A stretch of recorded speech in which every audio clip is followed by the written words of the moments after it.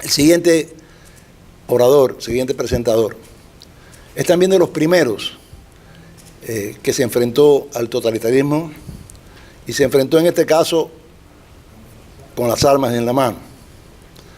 Además de su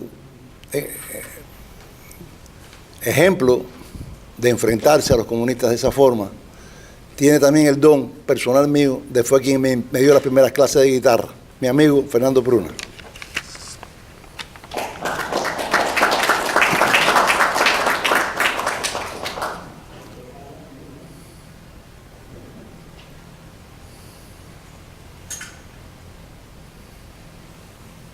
No vino, ¿no?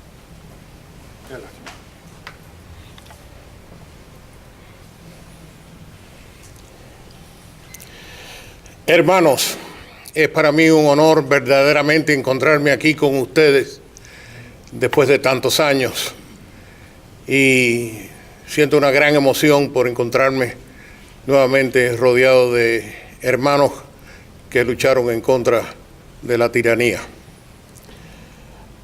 La historia mía es breve y se la contaré lo más claramente posible. Quiero saber si me escuchan bien, porque a mí me cuesta mucho trabajo escuchar a los demás. En 1959,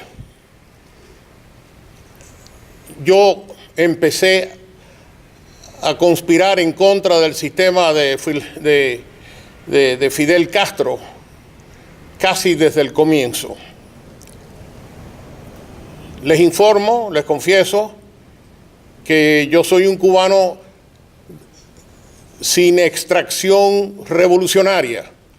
Es decir, yo era un joven de 20 y pico de años y estaba estudiando en los Estados Unidos la mayor parte del tiempo. Poco antes llegué a Cuba y me encontré con el fenómeno revolucionario, así que yo de inmediato no me sentí como otros traicionados por la revolución, sino que yo entendí de inmediato que la revolución era un peligro inminente y que pronto se convertiría en una dictadura comunista.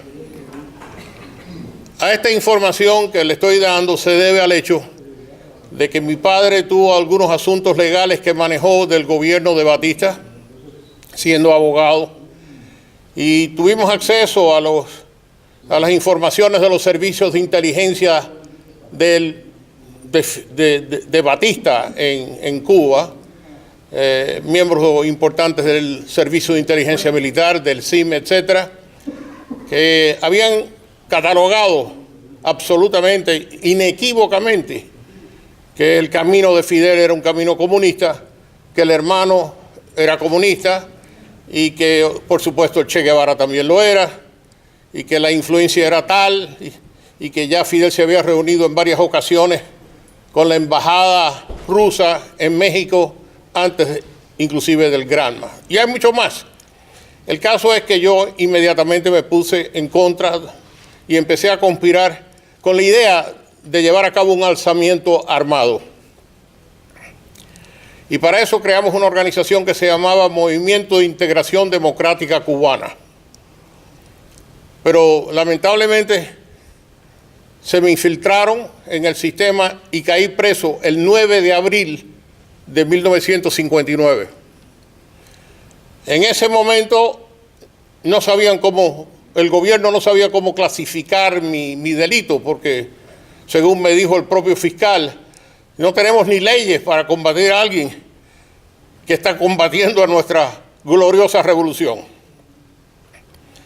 Y bueno, posiblemente fui uno de los primeros, si no el primero, en caer en esta circunstancia. Fui a parar a la cabaña con mi papá, que estuvo preso casi 2 años. Y estando en la cabaña tuve la suerte de conocer a un americano que se encontraba preso, cuyo nombre era Austin Young. Austin Young, un tipo interesantísimo, un hombre de un valor extraordinario. Había peleado en la Segunda Guerra Mundial como piloto de la Royal Air Force en Inglaterra, voluntario. Había sido hasta piloto de Madame Chiang Kai-shek en China. y él se hizo muy amigo mío. Él precisamente estaba preso por tratar de sacar de Cuba a dos personajes que eran militares del gobierno de Batista.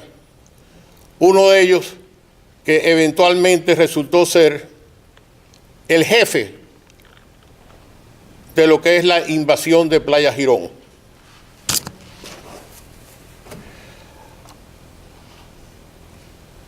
Tan pronto nos conocimos, entendimos que teníamos que llevar a cabo un alzamiento, pero él me decía, a mí me van a soltar, ¿qué vas a hacer tú para salir de aquí?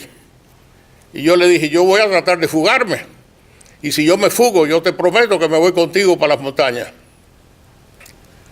Y pasó el tiempo y efectivamente llegó la causa trujillista, que fue muy interesante para mí porque conocía a muchos de los miembros de la misma, en particular a Ramón Mestre y también al capitán Reinaldo Navarro y Antonio Regueira Luasis, que eran los principales jefes de esa conspiración.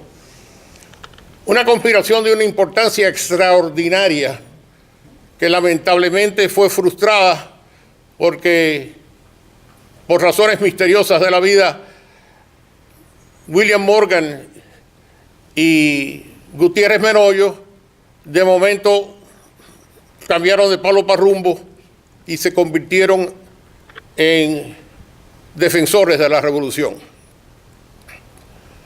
Cosa que después reivindican luchando y muriendo en el caso de Morgan, fusilado, y no vamos a hablar de las vicisitudes y las terribles situaciones que pasó Gutiérrez Menollo.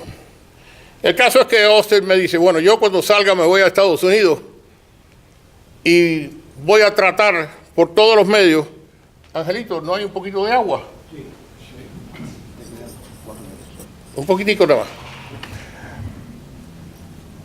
Yo me voy a Estados Unidos a ver si consigo ayuda, a ver cómo puedo, si tú logras, me comprometo a volver para Cuba y encontrarme contigo. Muchas gracias.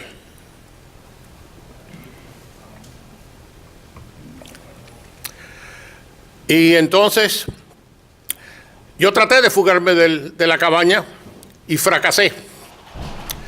Y entonces nos movieron a mi papá y a mí para el Príncipe, que en ese momento los presos políticos estaban metidos en los fosos del Príncipe, condiciones totalmente infrahumanas, con calor de 100 y pico de grados Fahrenheit.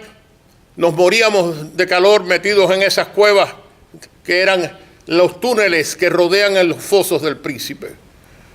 Pero gracias a una amistad de un barbero que yo tenía, que era un preso común, logré, a través de una estrategia, fugarme del Príncipe.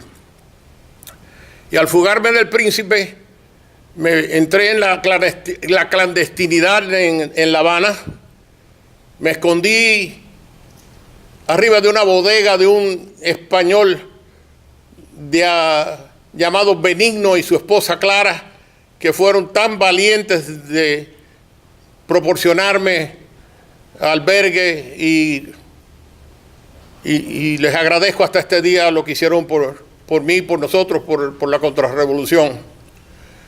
Me comuniqué con Austin Young, que ya también había salido hacía un mes, por teléfono, y me dijo, te lo prometí y pronto estoy contigo. Y efectivamente unos días más tarde se apareció en La Habana. Había volado desde Miami a Varadero con otro americano. Esta gente, el americano que acompañaba a Austin Young, se llamaba Peter Lambton. Y él me dijo que representaba a la United Fruit Company y que la United Fruit Company había dado el visto bueno, y si comprobaran que nosotros estábamos legítimamente alzados, pues nos darían toda la ayuda posible. Y así fue. Lo interesante de este meeting de Peter Lambton fue que cuando nos encontramos en una casa de seguridad en La Habana, yo lo miro y digo, este hombre yo lo reconozco de alguna parte. Y yo le digo, ven acá. Él no hablaba español, le hablaba en inglés. Le digo, Peter, yo creo conocerte de alguna parte. Dice, pero no, yo le dije Peter porque se había cambiado el nombre, perdón. El caso es, para llevarlo claro y al directo, que le voy preguntando, ven acá, tú por una casualidad estudiaste en Nueva Inglaterra, por una casualidad estudiaste y cada vez me decía sí, en Massachusetts. El caso es que Peter Lambton había sido compañero de escuela mío en Massachusetts, en Eagle Brook School, en Deerfield, Massachusetts. Asombrosa coincidencia. Primero se saca uno la loto. Entonces, de ahí preparamos el alzamiento y efectivamente en los días próximos empezamos a reunirnos y movernos hacia la Sierra de los Órganos. Lamentablemente, nuestra organización en la Sierra de los Órganos había sido penetrada por la seguridad del Estado, que entonces el DIER. Y fue corto el tiempo que estuvimos alzados, porque inmediatamente se movilizaron las fuerzas revolucionarias en grandes cantidades hasta capturarnos. No entro en más detalle porque el tiempo se nos acaba aquí y queremos que todo el mundo tenga la oportunidad de hablar. Pero en breve, esa es la historia. Y muchas gracias le doy a todos.